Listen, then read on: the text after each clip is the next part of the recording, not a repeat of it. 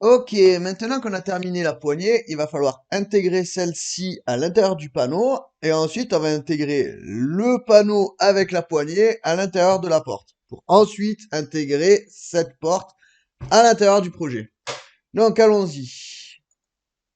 Si ça n'a pas encore été fait, je vais enregistrer ma poignée sous. Donc pour ça, je vais faire fichier, enregistrer sous, famille. Je suis donc bien dans le bon dossier poignée. Je vais donc l'appeler poignée. Enregistrer.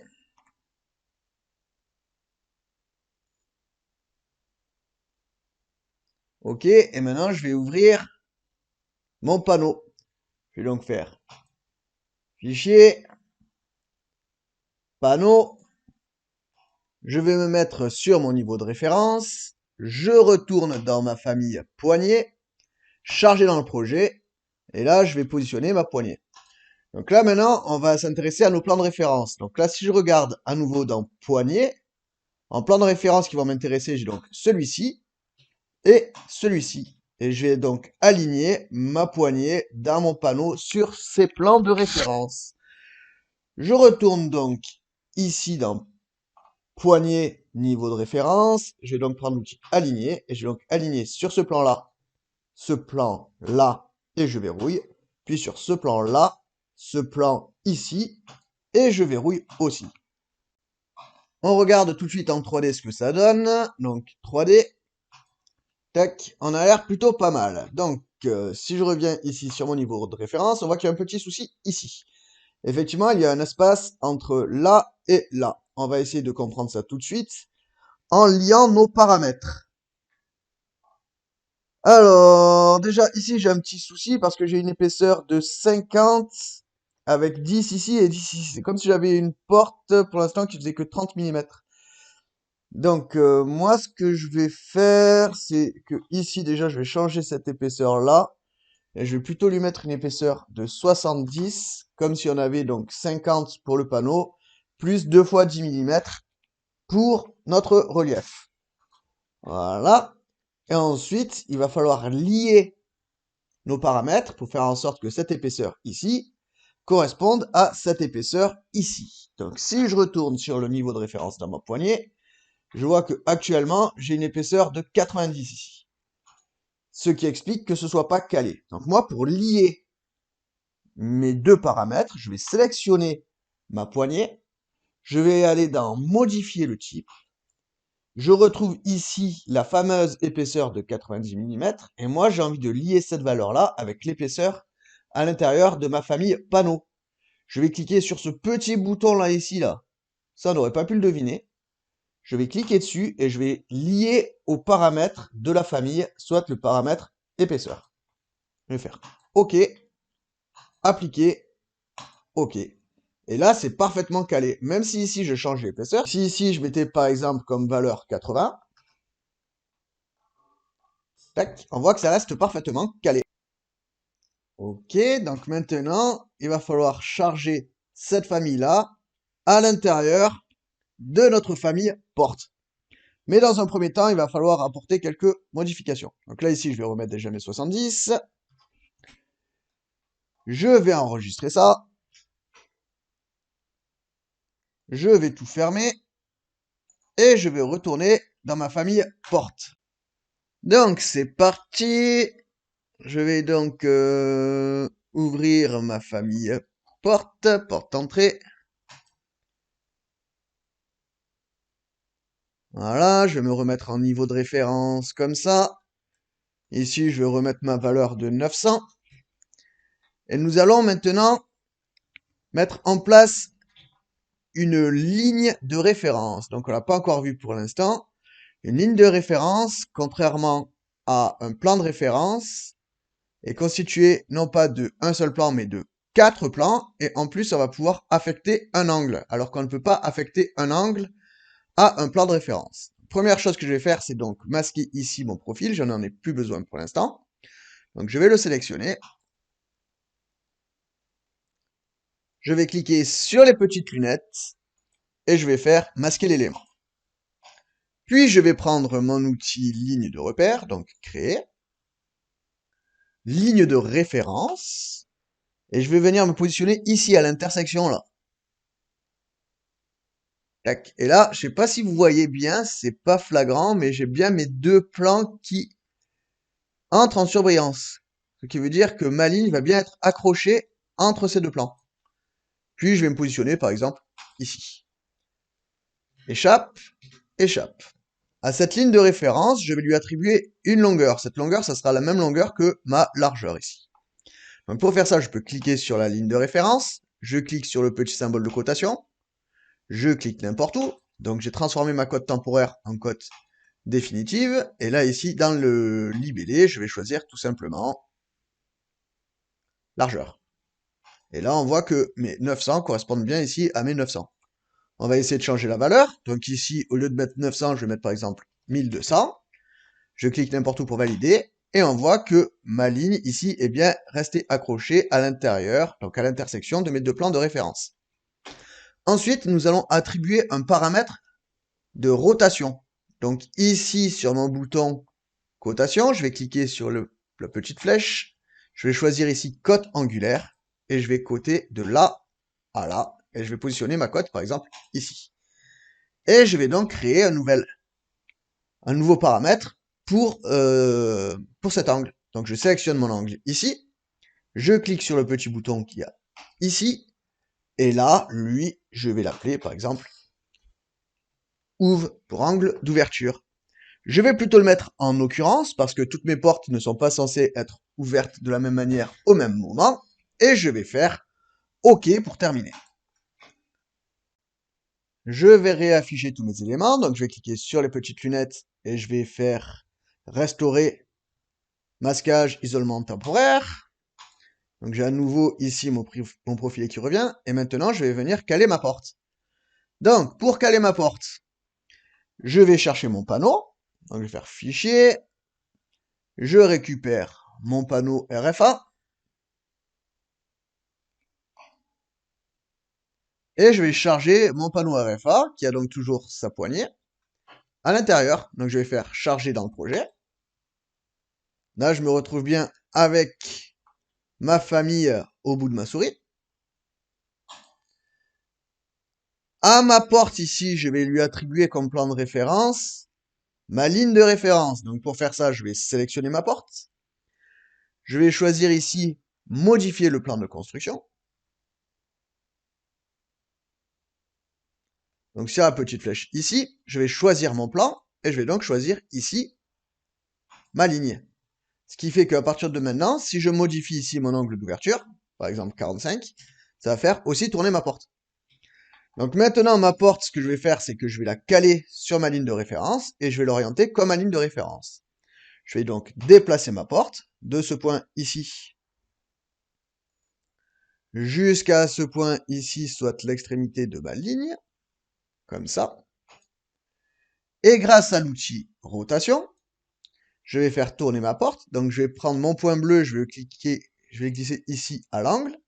Puis j'aligne ma référence avec la porte et j'aligne ma porte avec la ligne de référence. Échappe, on va vérifier si tout ça fonctionne parfaitement. Donc ici sur largeur, je vais modifier la largeur, je vais mettre par exemple 1500. Entrée. Et là on voit que ma porte reste parfaitement calée dans l'angle. Et on va modifier l'angle d'ouverture. On va mettre par exemple 0, entrée, et on voit que ça marche nickel. On va juste faire en sorte que la largeur de la porte corresponde bien ici avec cette largeur-là. Donc je vais sélectionner ma porte.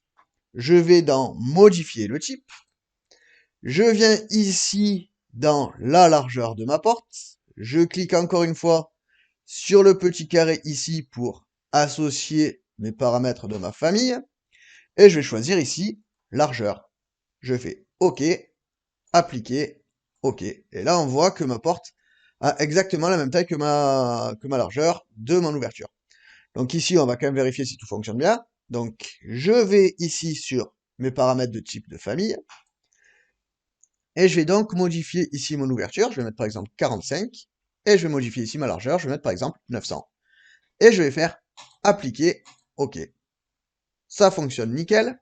Il y aura juste ici un petit souci là. Vous vous rappelez, il va falloir que j'apporte aussi un paramètre sur mon profil. Parce qu'effectivement, si ici je mets 0, entrée, on voit qu'ici il y a un petit souci. On va quand même vérifier tout ça en 3D. Je vais donc cliquer ici sur le bouton 3D. Ici, je vais mettre un cinquième par exemple. Donc là, ici, on va regarder donc les paramètres de hauteur. Donc, si je reviens ici dans mes paramètres, et si donc je mets en ouverture ici 45, on voit que ça fonctionne aussi parfaitement en 3D. Et je vais maintenant attribuer mon paramètre de hauteur pour qu'il corresponde à la hauteur de ma porte. Donc, je vais sélectionner mon panneau, modifier le type, je vais dans hauteur, je vais cliquer sur le fameux petit bouton, et je vais l'attribuer ici sur hauteur. OK. Et on va voir tout de suite si ça fonctionne. Si je fais appliquer. OK.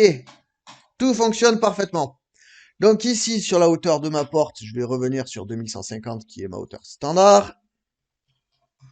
Et je vais faire appliquer. OK. Tout fonctionne. Donc maintenant, on va s'occuper de notre profilé. Alors, notre profilé va se trouver ici. Donc dans Fichier, on devrait le retrouver. Profil huisserie. Et donc, de ce point ici jusqu'à ici, on doit avoir notre épaisseur